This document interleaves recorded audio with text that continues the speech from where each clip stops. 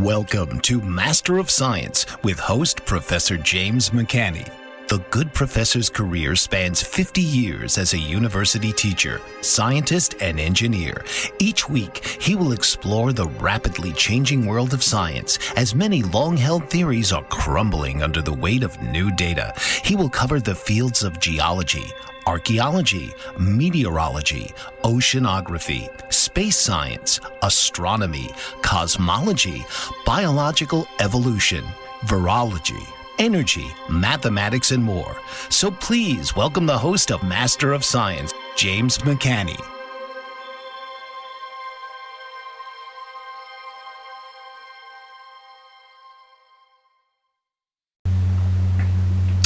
Good evening, everybody. I want to start out tonight. I want to keep this show relatively strictly talking about science, but something happened recently. This summer I was traversing Canada, and I came upon a city that I'd been in many times before, and I couldn't believe what I was seeing. It looked like I don't know what it looked like. It looked like a bomb hit or something. All the stores were boarded up. You go into a gas station, the facilities did not work. The toilets were all a mess. Let's just put it this way, that you didn't want to be even near. There was no running water. Security guard outside of every gas station. Homeless people and people that were in physically horrific condition outside of the gas stations or leaning against a wall and dressed in like disheveled old clothing. And then homeless parks, where a very nice park would be, and homeless people wandering around in like little tent cities. There were not little tent cities, but pretty big tent cities. And just, I couldn't believe it. And I'd been in this city numerous times. It was a very beautiful little city, and very clean and very pleasant. What on earth is going on up there? Oh my goodness. It was just, I've never, and this is a problem in a lot of the blue cities, where they're run by the woke culture thinks that that's just great. Drug addicts on the street, homeless people living in these unhuman conditions. Anyway, that's all I'm going to say. But what the heck is going on in Canada? Oh my goodness. Okay, moving on. I just want to give an update. Last week I spent the entire show talking about the comet 3I Atlas and all of the misinformation on the internet, and it just every week it balloons, it expands, and the amount of misinformation coming out in the so-called controversies. I always love these created controversies. The Harvard the Harvard physicists claiming it's an alien spacecraft, and then the dirty snowball comet model, and then you have I just not going to go into it, waste a lot of time. But just the comment that the amount of disinformation is growing.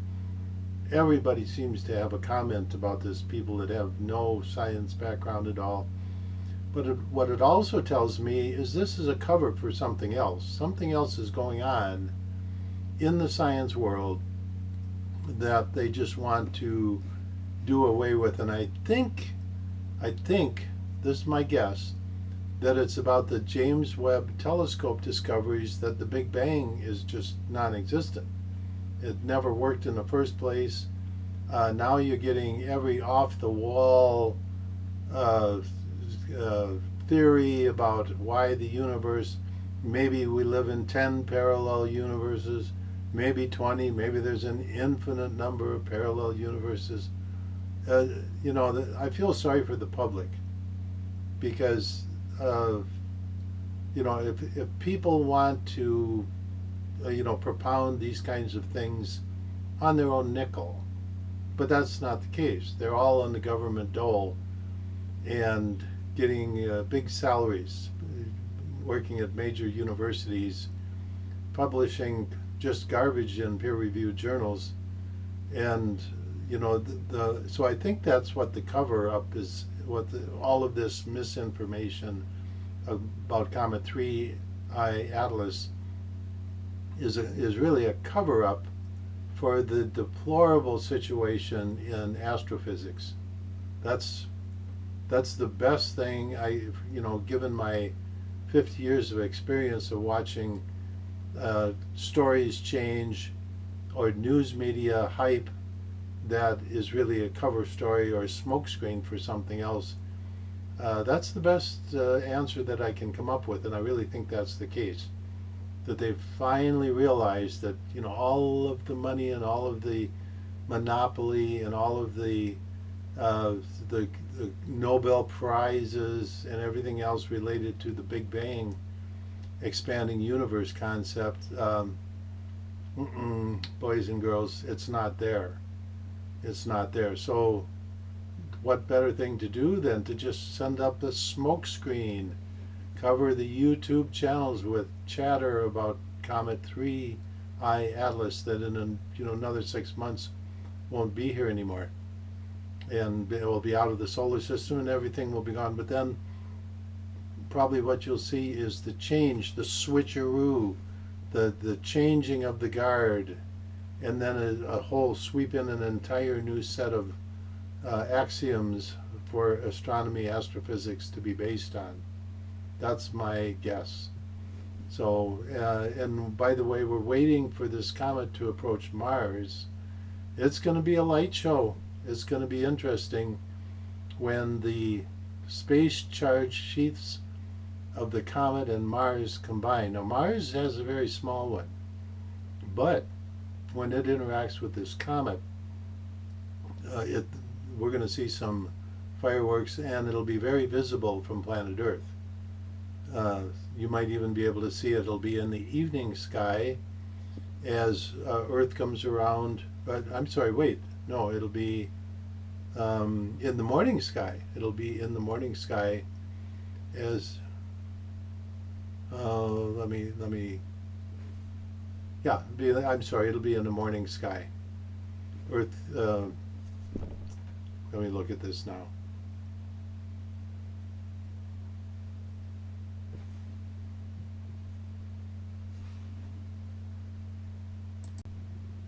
Okay, it'll be morning sky. So what's going on is you'll be in nighttime, the Earth is rotating around, and you'll be able to see, before sunrise, you'll be able to see Mars and this comet in the morning sky before sunrise. And so there should be a lot of amateur activity. And it's very interesting because the internet has shut down before based on amateur activity and people posting photographs of comets, especially ones that have sunward spikes or other unusual aspects, unusual features that should not be there. And so a little story here. This was 2004 time frame, I believe. Anyway, there was a pair of comets that were coming in, and I noticed, wow, these are going to be very close to the sun, and they're going to be coming on in highly elliptical orbits. And I said both of them, we're going to get a very good broadside view of these comets. What does that mean? That means we're looking at, if the comet is here, we're looking at the side of the comet as they approach the sun, as they get closer to the sun. And I thought, okay, these comets are going to have a sunward spike, and we're going to be looking broadside, so that cancels, that negates the argument that the sunward spike is a anti-sunward tail that's just an optical illusion. It's just at right angle where it only appears to be sunward. That's the standard explanation that came along when comet Aaron Rowland came into the solar system in I think it was 56. And there was a woman astronomer who proposed that, and everybody was like, "Oh, good, whoosh, saved the day," because it was at some. They were at the time battling this idea of Velikovsky saying that comets have electrical activity, and here's this comet with this very electrical-looking spike coming out the nose side comet, and the it's kind of like this has been adopted as the standard story anytime you see a sunward spike. But these two comets were broadside, and so I started a worldwide effort for amateur astronomers. I sent out a flyer, I put it on my webpage, which was back in the early 2000s. It was a very well-trafficked webpage. And I set up a special email address for astronomers, amateur astronomers, to send me photos. Oh my goodness, this did not go over well. NASA came along and started its own photo recovery program for amateurs, which it had never done before, never paid any attention to amateurs. But they sure didn't want these people sending me photos of the comets with sunward spikes.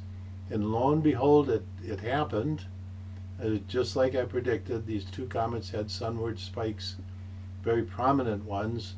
And NASA was able to shut that down. All of that traffic from amateur astronomers was completely shut down. And so they've done it before, they'll do it again, because they just have to protect that dirty snowball comet model. But at any rate, this comet is going to have some very serious electrical activity with Mars. I suspect that Mars will have hurricanes that form, very definitely major dust devil activity. And Mars rotates every about 24 hours, just like Earth does. So if a hurricane is initiated because of the comet activity, we're going to see it from planet Earth. And there are amateurs that have telescopes that are sufficiently strong, sufficiently good quality to take good quality pictures of the planet Mars, even though it's going to be partly on the other side of the solar system. We're going to have a very good view of it pretty high in the morning sky before sunrise.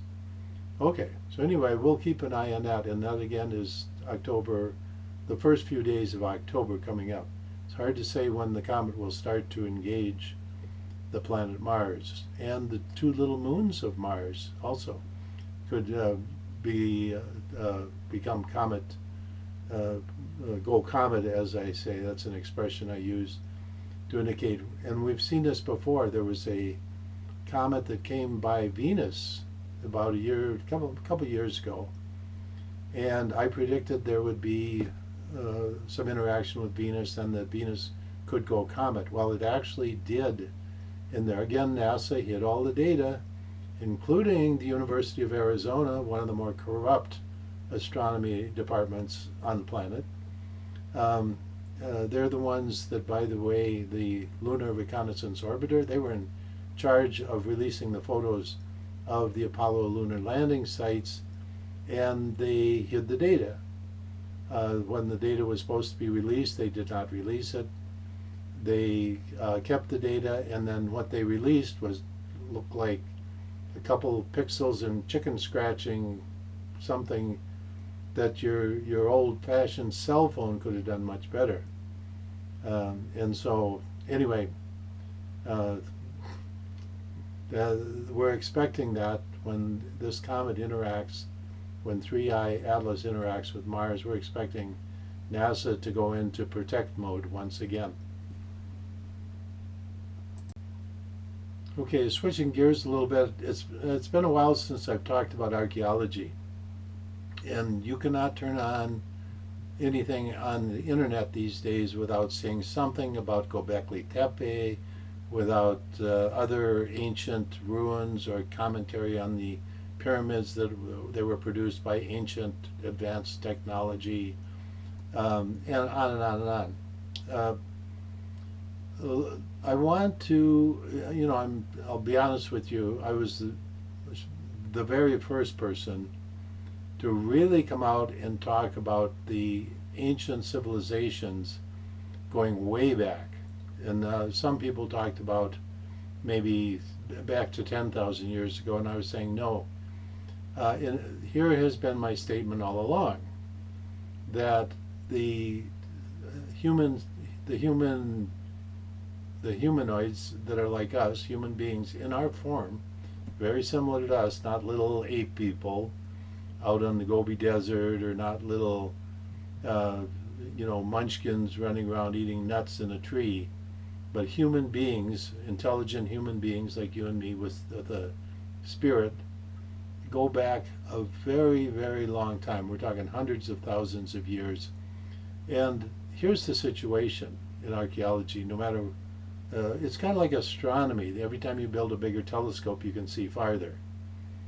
When they put up the Hubble telescope, there's a famous story about how there's this black patch of sky. No telescope had ever seen anything in this black patch of sky. And it was about, the size of a nickel at arm's length. So they trained the Hubble Space Telescope for a very long period of time on this black patch of sky, and lo and behold, came up with thousands of galaxies. So there's huge amount of matter in this, what appeared to be black, just a black hole in the space, and not black hole in terms of these, black, but a black spot in the sky. And so there were spots in areas, regions in the sky that they really couldn't see anything with the Hubble Space Telescope, and along comes the James Webb Telescope and some other infrared telescopes. And they could see out, and they could see things where the Hubble Space Telescope could not see them. And so it's a situation, and what I say, if they build a bigger telescope than the James Webb, they'll be able to see much farther. The same situation occurs in archaeology. Every time you discover something and think, oh, this is from such and such a period, 4,000 years ago, or 4,000 BC, whatever it is, there's always something farther down in the ground and older.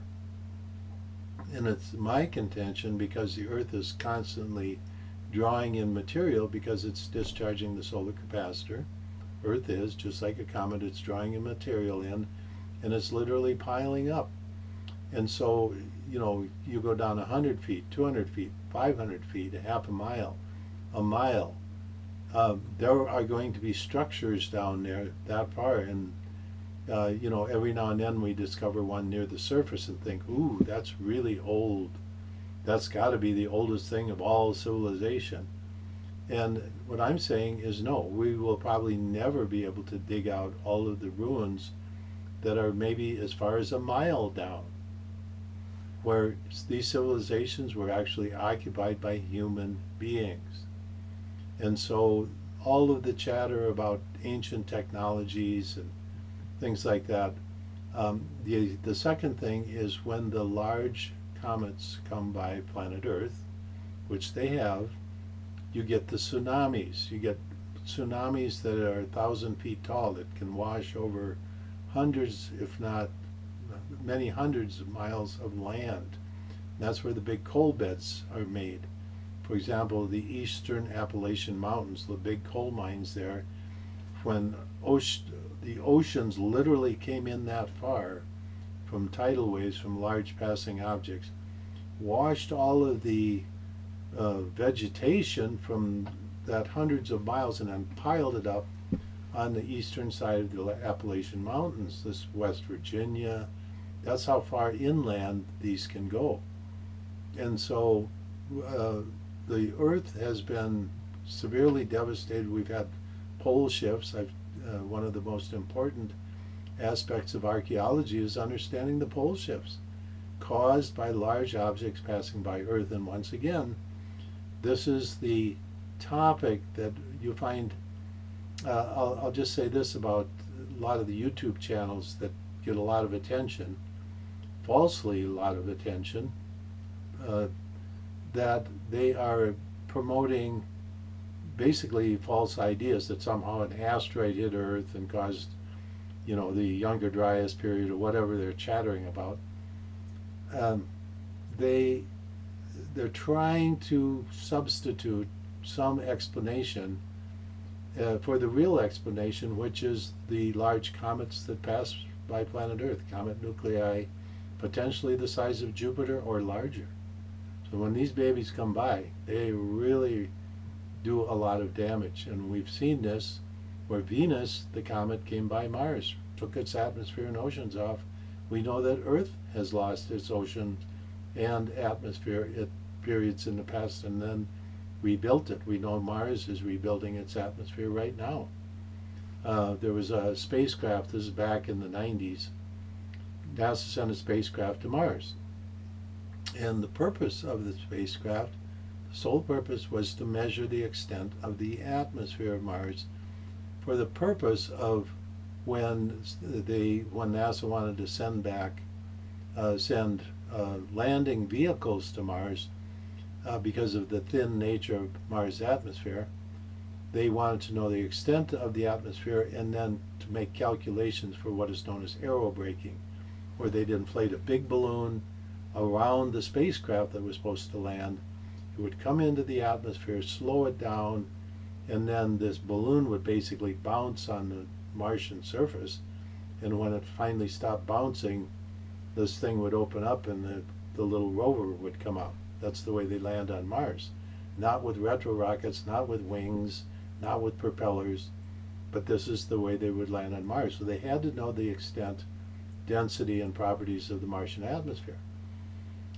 So anyway, they do this, and then they go, okay, now we have all the properties of Martian atmosphere. They send a spacecraft back 10 years later to land on the surface of Mars, and Mars's atmosphere had tripled in size and in density in that 10-year period. And so Mars is rebuilding its atmosphere, and it will have water coming in because Mars is discharging the solar capacitor, so it's building up water, and over time it will become a water planet again.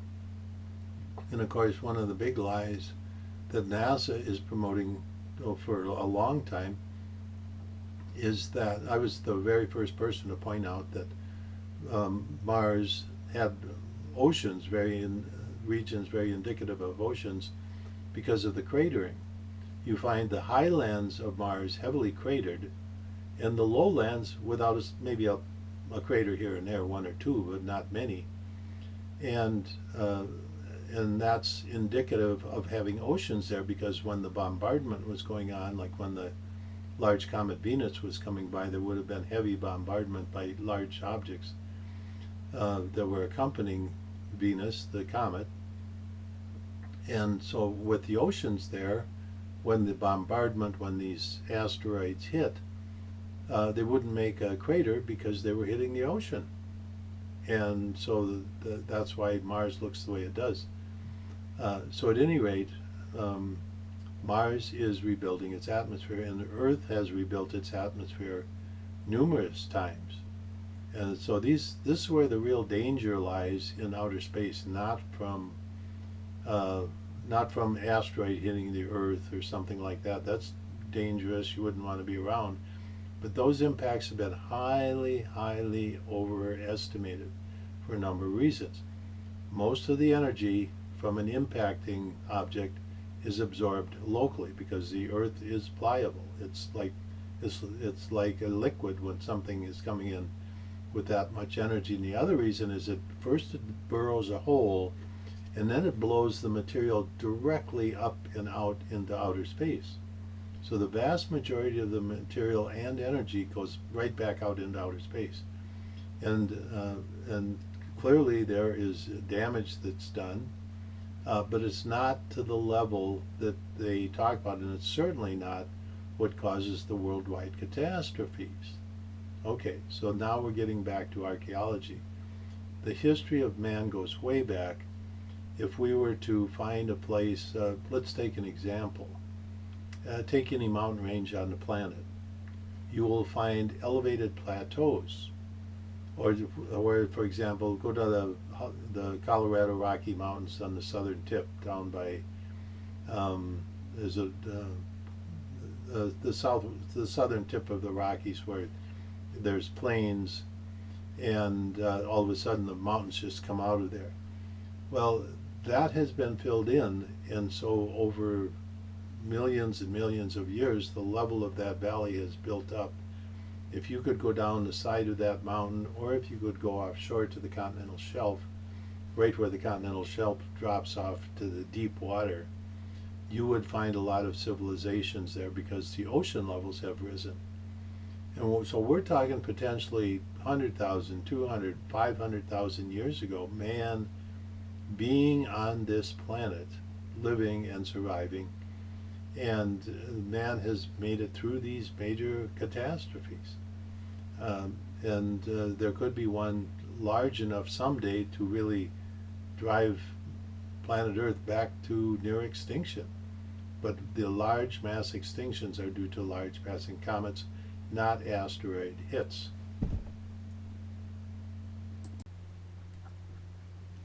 Okay, so I wanted to diverge into a topic here that's really very important, and it's totally misunderstood by YouTubers, traditional scientists. Carl Sagan, famous scientist, made a huge mistake along these lines, and other people. There are so many misconceptions surrounding this concept of electricity in outer space. And then you have some wannabes that are not scientists pretending to be scientists discussing this. And here's the typical way they state it. The typical way this is stated is that electrical forces in outer space are, of course, orders of magnitude 10 or 20 orders of magnitude greater than gravity, so that's why you see these amazing electrical effects in outer space.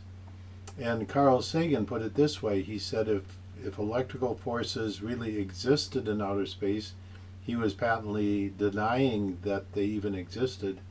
He said the planets would go flying around at tremendous velocities, and the gravitational universe would be totally disrupted. And that's simply not true, because they don't understand how electricity and magnetism work in outer space.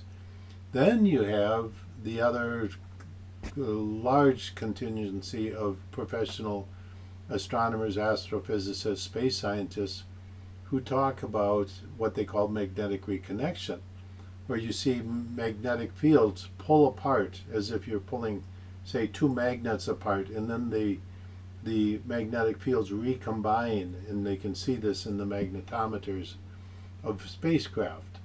And that's not really what's going on either. They assume that magnetic fields simply exist on their own. Somehow a magnetic field simply exists in outer space, and in the free plasma environment of outer space, magnetic fields do not form. The only way magnetic fields can form in outer space is by the movement of electric currents. Maxwell's laws. The movement of current creates magnetic fields. In a bar magnet, or a little magnet on a table, or iron magnet that you hold in your hand, or the compass Boy Scout compass that you hold, there's a little magnetic material on there that then aligns with Earth's magnetic field to give you true north. It's really not true north, it's magnetic north. But those are really the result of electrical currents which are aligned within the material. And so they're due to electrical currents also. They're just in a subatomic form. Okay, so anyway, back to the concept of electricity in outer space. What happens in outer space, and then there's another contingency that's called Chapman physics, where they believe that there cannot be any electrical fields or electrical currents in outer space, because in outer space you need space charge separation to create electric fields, which would then create electric currents. And they say that in the plasma environment of outer space, any charged object would be quickly neutralized. And that's true, but that's not the way outer space works. Because, and this all comes back to the fact that the sun, which is the driving energy engine of the solar system, is not just putting out light, it's putting out protons. Part of the fusion process that I discovered, which is in the surface atmosphere of the sun, not in the core, is one of the byproducts of that is separation of charge. And I talked about this in my book, so I'm not going to go into a lot of detail here, but that's what creates the solar capacitor.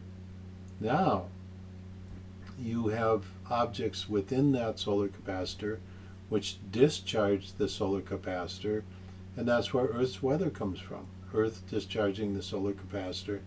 If it weren't for, and the solar wind, if it weren't for those factors which are electrical, we would not have clouds, we would not have electricity in the atmosphere, we would not have rain, we would not have clouds, we would not have lightning, nothing, you wouldn't have hurricanes, you wouldn't have tornadoes.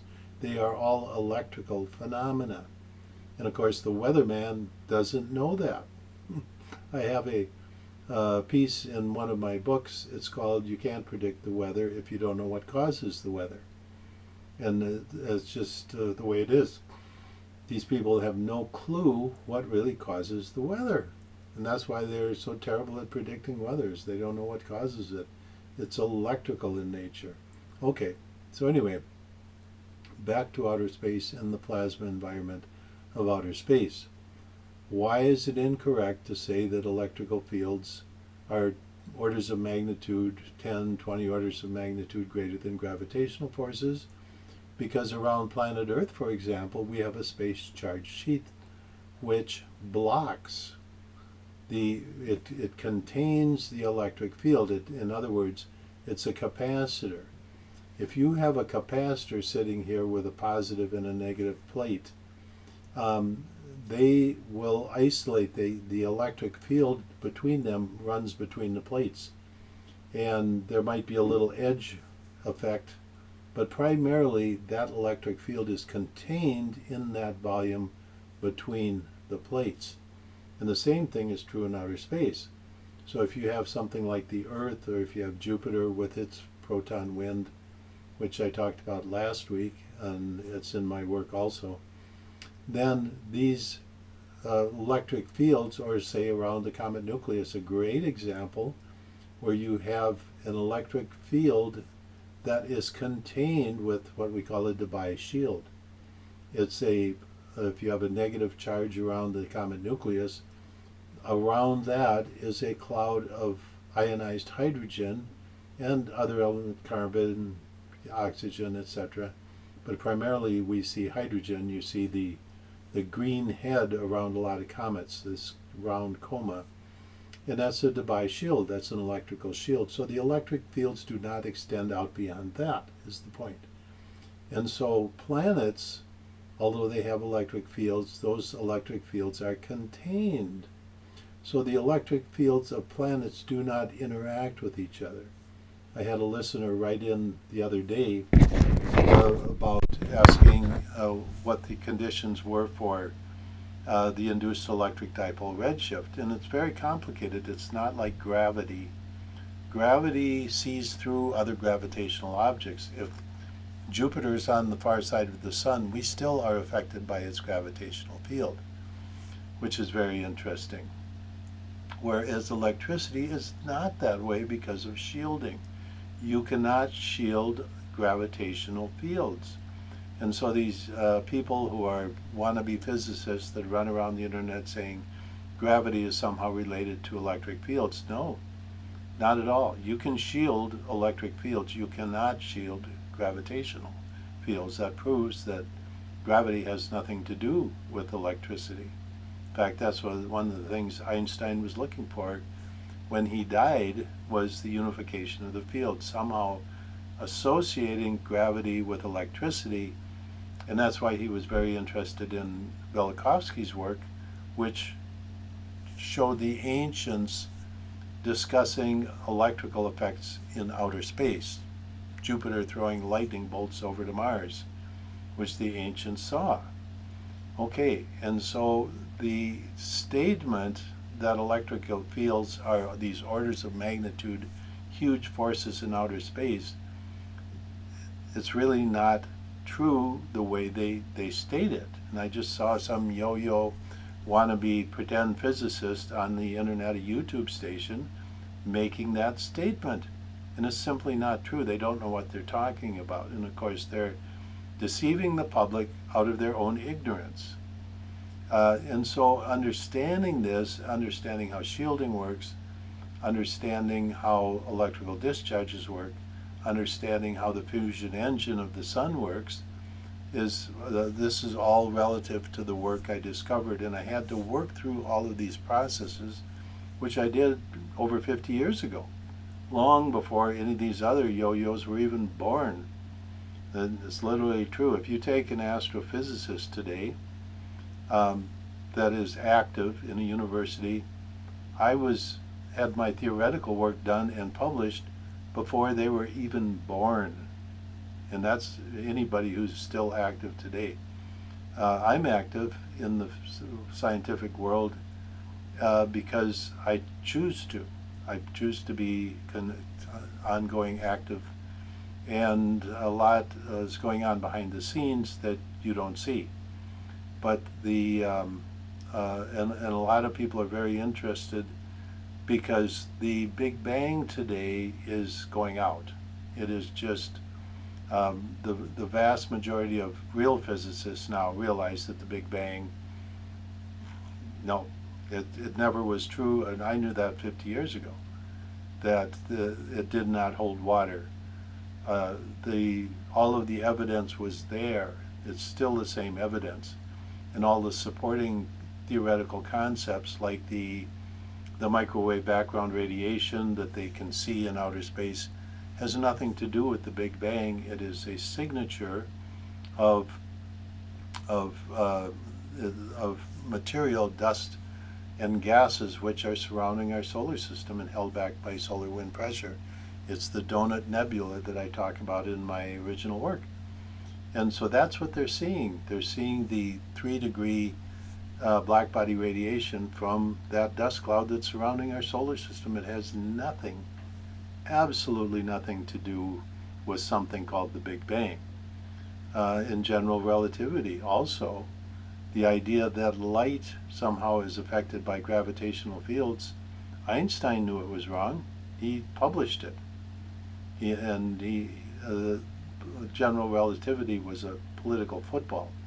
Once it got rolling and became part of the Big Bang, expanding universe, Hubble theoretical work to explain where the universe came from, it just for 100 years it's been impossible to derail.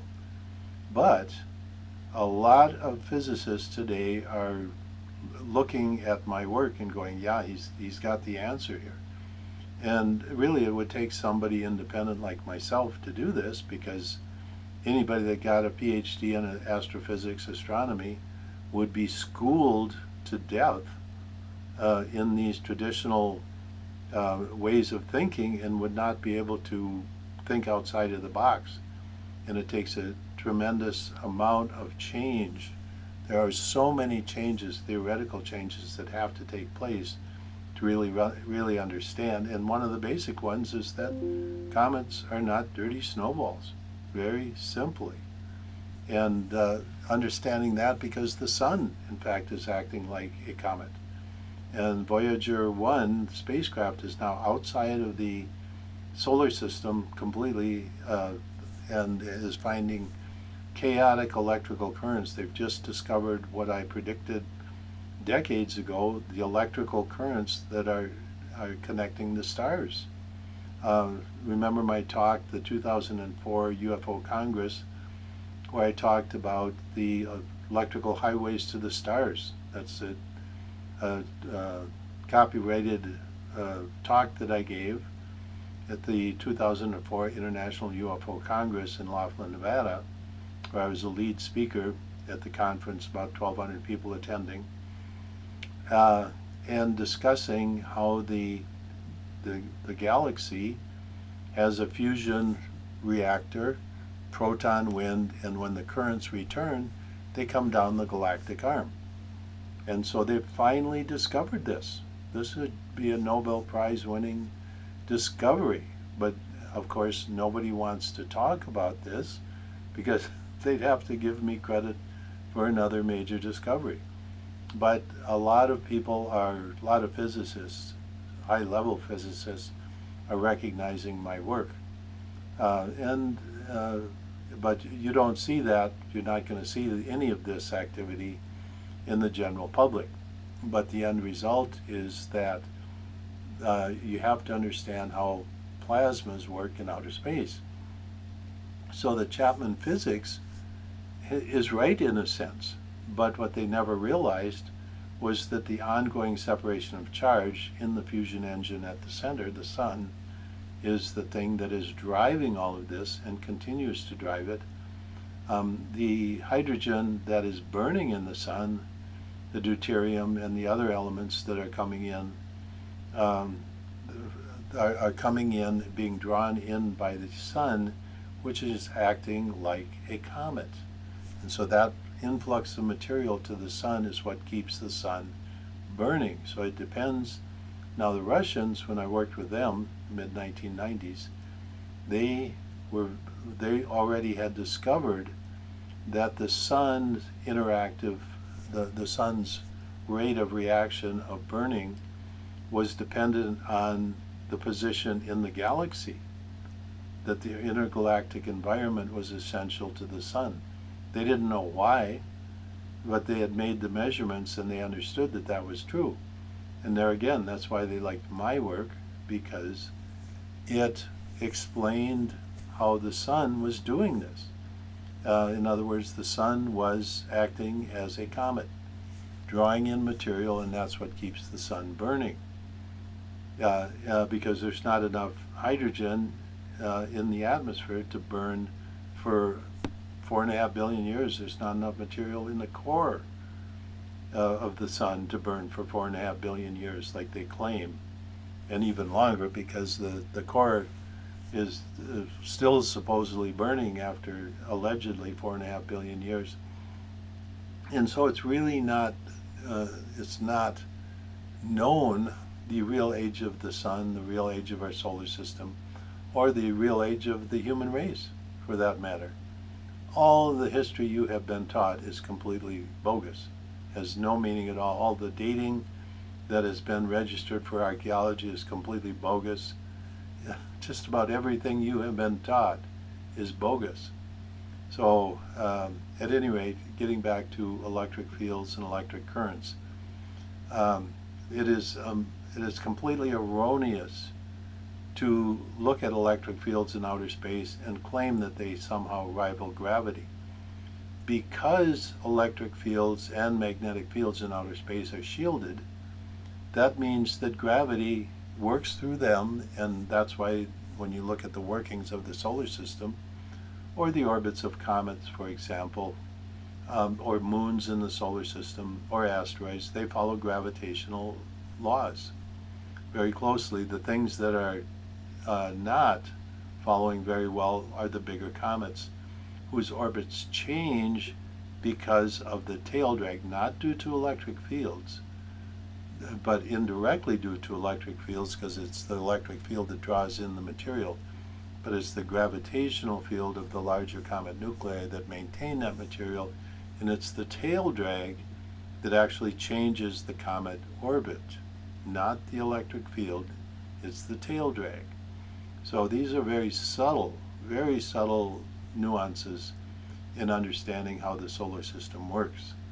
And so once again, like I say, you find people spreading misinformation, supposedly qualified physicists, and YouTubers, people that, they got a big following, but they're spewing out completely false information out of ignorance, complete ignorance. So this is a good time to segue into a conversation about X-rays and comets. Now, this is a silly science topic if you ever saw one. In my original work, and this is published in what I call the three-part comet paper. You can find it at the end of my book, Planet X, Comets, and Earth Changes, as an appendix. But the three-part comet paper, in there, I make some predictions, because this, remember, we're talking 1979, 81 time frame. And this is when nobody in their wildest imagination had a clue about the plasma discharge comet model, or how it worked, or how the sun's fusion was up in its atmosphere, etc. Everything I was doing was completely pioneering work on all of these fronts. And so I made some predictions, and I said, well, you have this electron beam coming out from the sun, and so it interacts eventually with the the coma in the atmosphere around the comet nucleus. Excuse me. And so the end result would be that the electrons would then also see the excuse me, the electric field. I have to take a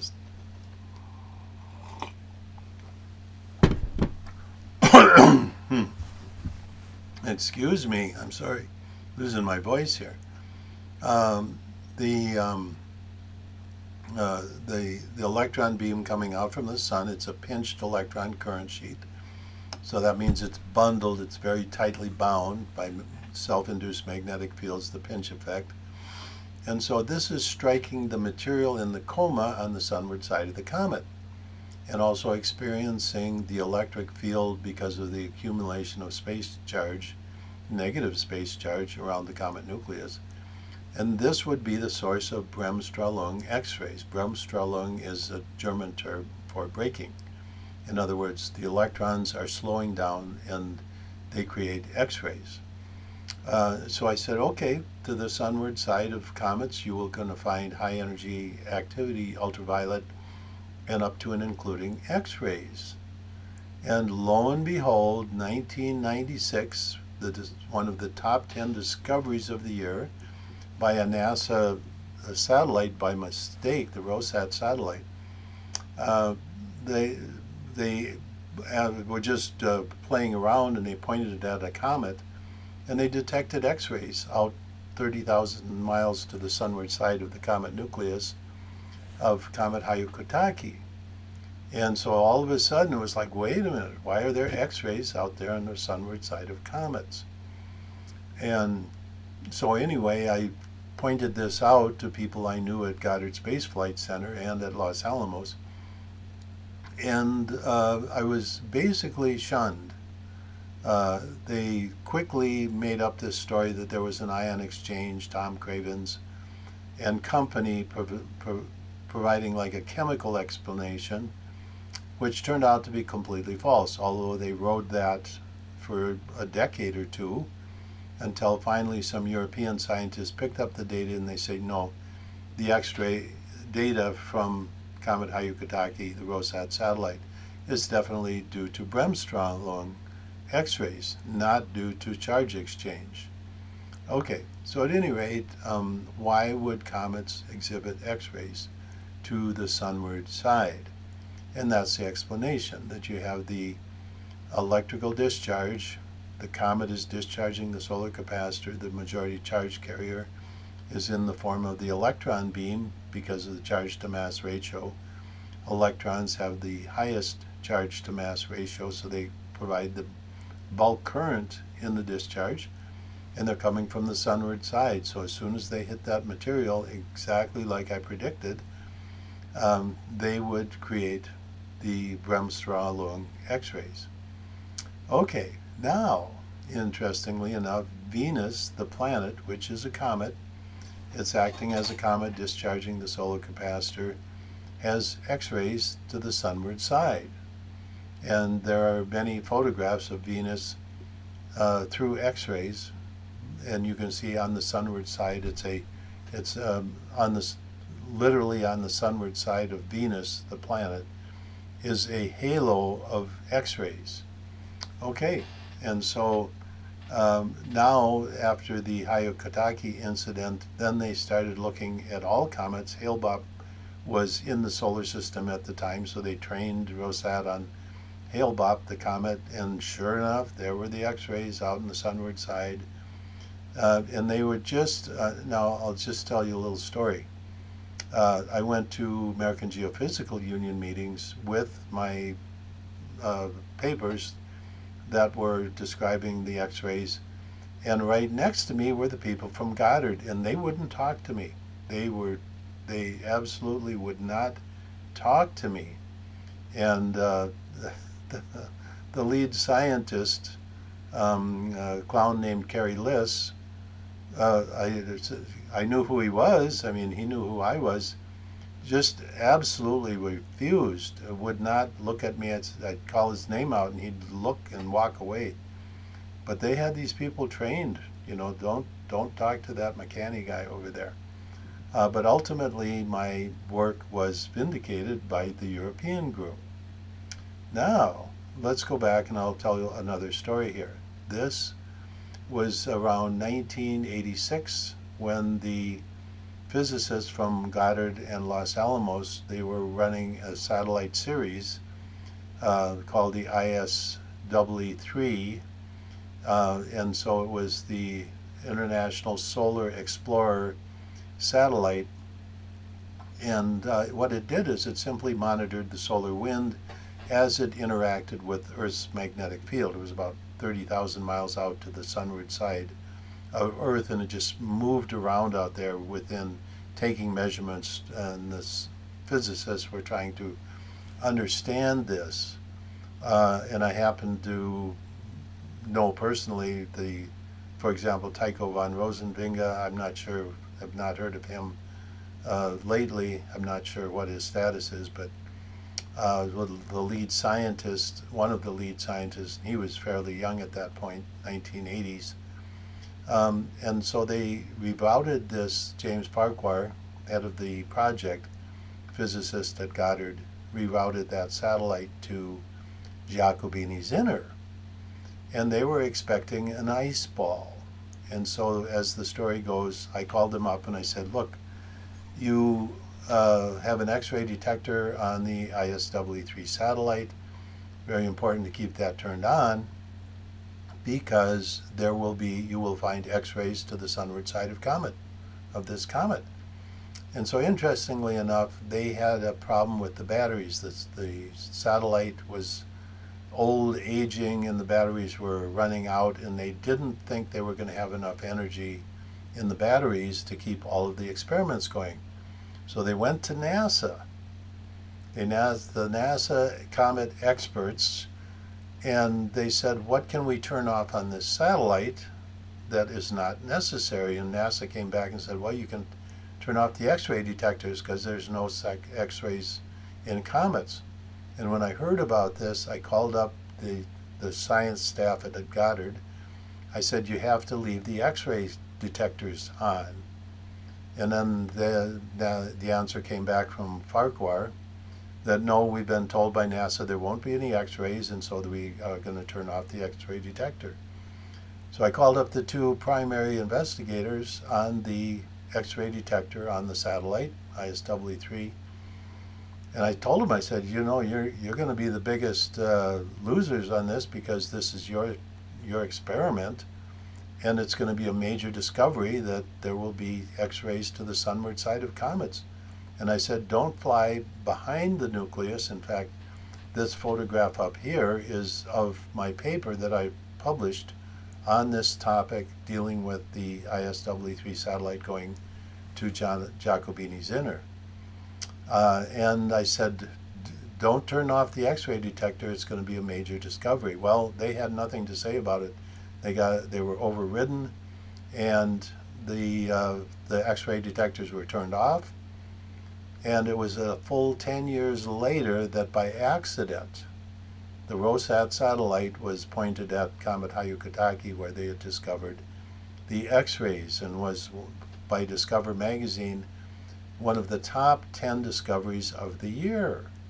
So I had predicted in 1979 the X-rays to the sunward side of comets as part of the comet model, the plasma discharge comet model, correctly predicting this. It should have been discovered in 1986 with the ISW-3 satellite, and it should have, and when it was finally discovered, I should have gotten credit for that, and that literally would have been a Nobel Prize winning discovery and prediction. But they did everything they could to snuff out my name, my achievements, and NASA to this day is continuing to do that.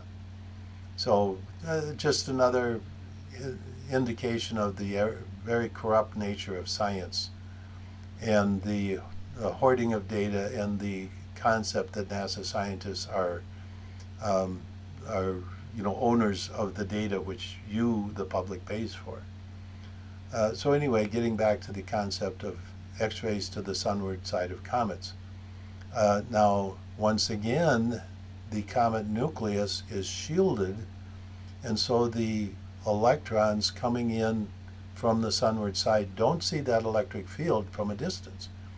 They have to get within the shielding, the Debye shield, the ion shielding, the hydrogen cloud shielding, before they start to see the electric field of the comet nucleus. And it's the space charge sheath around the comet nucleus, which is electrons that are building up like pressure. The example I use is like in a stream. You take a rock in a stream, there's pressure, there's water pressure up on the high side, and that would be the equivalent of the electron pressure in the electron discharge. And then around behind you have a lower, like eddy type situation, eddy currents of electrons, and that's where the ions coming in are neutralized, and in a small comet they go blowing out with the solar wind, and that's what scientists see as what they call neutrals in the comet tail. So that explains the data that is seen by comets, because when cometary probes are sent to comets, they try and go out in the tail area, and they look towards the nucleus and they see these neutrals coming back. But they're not coming from the nucleus, they're coming from the material that comes in from the electric fields, is neutralized, and then blows, because they're neutral, they're no longer affected by the electric field, so they float back out, and they're detected as being neutrals coming off the comet nucleus, but that's not what's going on. So you can see these are complicated topics, and but all very related. Okay, so last thought here, check out my Patreon channel. You can support me, $5, $10, whatever you want to give per month, and it helps to cover the costs of this production of this show, etc. And that is at patreon.com/JMCCSCI. So it's just like the web page here. And also go to my web page. You'll find my books there. You'll find some of my books on Amazon. Just go to Amazon and do a search on my name and the books that are there. There'll be more books being published.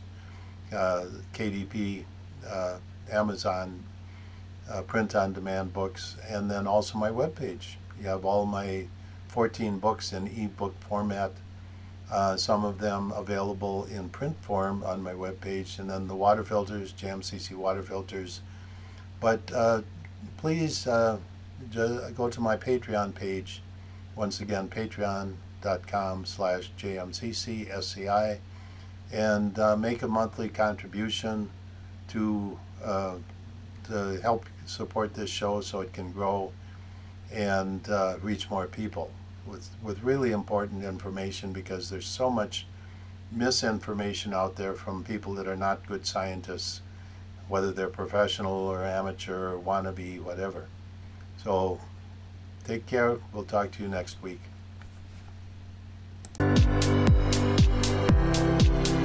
This has been Master of Science with host James McCanney. Join us each week as James will delve into historical figures such as Nikola Tesla, Albert Einstein, and the great mathematicians as we explore the history of man, Earth, and our universe as you've never seen it before. Tuesdays, 7 p.m. Eastern,